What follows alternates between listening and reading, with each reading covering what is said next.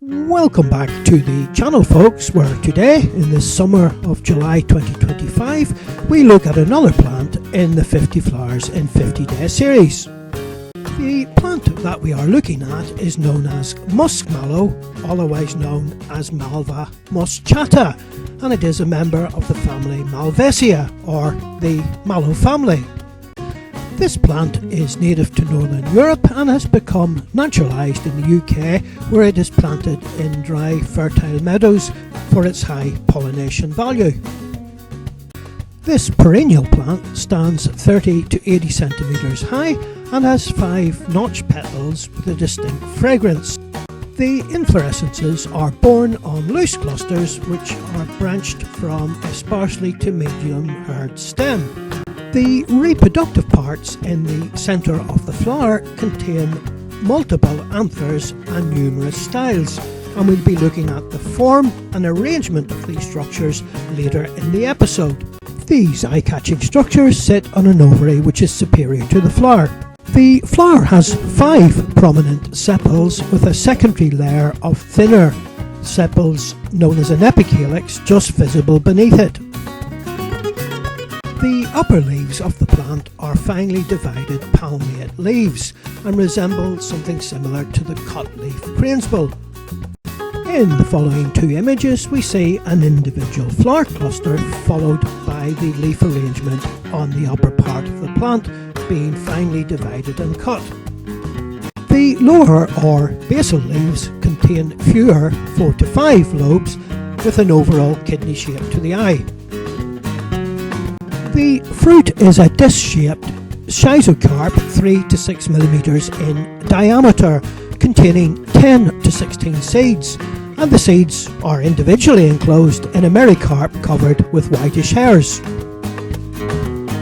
Musk mallow is a plant with no widely used common vernaculars. In the binomial, the prefix malva is derived from the word mallow, which has a tentative meaning of soft or potentially salty. The suffix moschata means musk-like, referring to the musky scent of the plant's foliage when bruised. As always, before we embark on our journey into the field, we will recap on the features and characteristics which will enable us to identify and find it, and we'll also take the opportunity to have a closer or macro look at the reproductive structures in the centre of the plant. As always, we provide a detailed botanical slide for those of you who may wish to study the plant further, which may be stopped at any point for reference. So, to summarise, Musk mallow is a member of the family Malvaceae, or mallow family. It is a perennial growing up to 30 to 80 centimetres in height, and it is a plant of dry, grassy places preferring fertile soils. The inflorescences are composed of individual pink flowers produced in clusters on the leaf axils and are approximately 3.2 to 5 centimetres in diameter. The pink to mauve flower has 5 petals with a well-rounded notch and scented fragrance, and sometimes has visible lines. The plant has a broad set of 5 sepals which are pointed and oval, approximately 6 to 12 millimeters in length. Beneath the 5 large sepals there is just visible a secondary ring of 3 bracts known as the epicalyx. So let us turn our attention now to the mysterious conical structure of reproductive parts. The first slide illustrates the position of the stigma, the female reproductive parts. At the end of the style there are numerous purple filamental stigmas which emerge. The stigmas are purple with short hairs and taper to a blunt end. The structural support for the stigma and anthers is a large thickened white style derived from the centre of the plant. In the second slide we look at the structure of the filaments and anthers. Here the filaments are more numerous than the stigmas, have indigo coloured anthers and have open crocodile-like mouths within which there are tiny globules of pale to translucent yellow pollen grains. Finally, as pointed out before, the fruit is a schizocarp of 3 to 6 millimeters in diameter, containing 10 to 16 seeds, all individually enclosed in a merycarp covered with whitish hairs. Finally, to recap on the leaves, the upper leaves are deeply and narrowly cut, resembling cut leaf cranesbill, and alternate up the stem 2 to 8 centimeters and are palmately lobed. The lower basal leaves are shallowly lobed and are often kidney shaped. The optimal flowering period for Musk Mallow is between the period of July and August. Some potential confusion species are given in this slide, however the leaves of Musk Mallow are distinct. Musk Mallow typically grows on well-drained, fertile soils. It is found in such habitats as roadside verges, hedgerows, field edges, pastures and churchyards.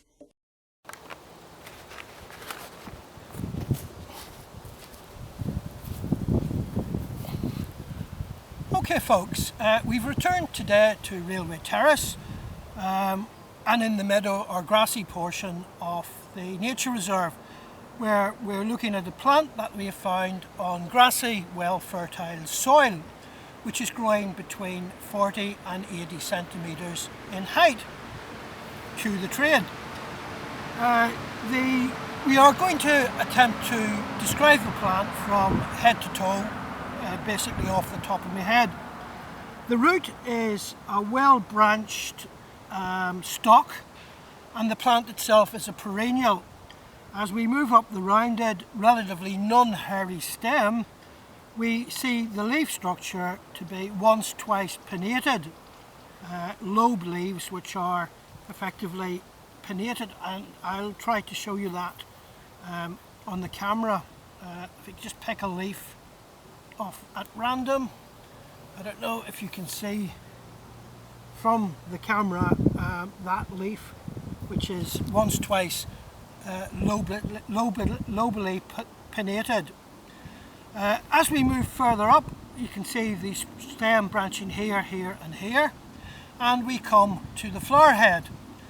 It has 5 sepals which are between 6 and 12 millimeters in length, and 5 rose pink petals which are 12 to 28 millimeters. In the center of the flower we have a conical stack of many stamens, as well as many slender stigmas on styles. Beneath the sepals are 3 bracts. So that is the overall presentation of the plant, which is in the family Malvaceae, which is the musk family. And we are here today being approximately the 25th of July. So we've come a little bit late, as you can see from the seed heads on the plant. But this is the general overview to the plant known as Musk Mallow or Muska moschata, which is found in grassy, meadow-like places such as we're in. So, let us now allow the plant to speak for itself.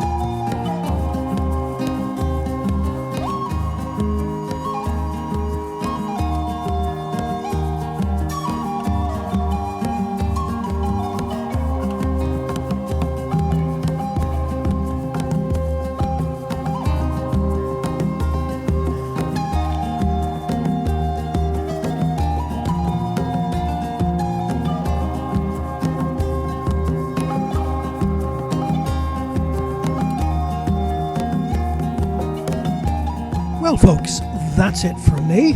Once again, thank you very much indeed for watching. If you have liked or enjoyed this video or found it interesting or educational, please like, share and subscribe to help this channel become successful. In the meantime, all that remains to be said, in the words of Maggie, our international symbol of floral beauty, is whatever the weather may be, go outdoors and enjoy it.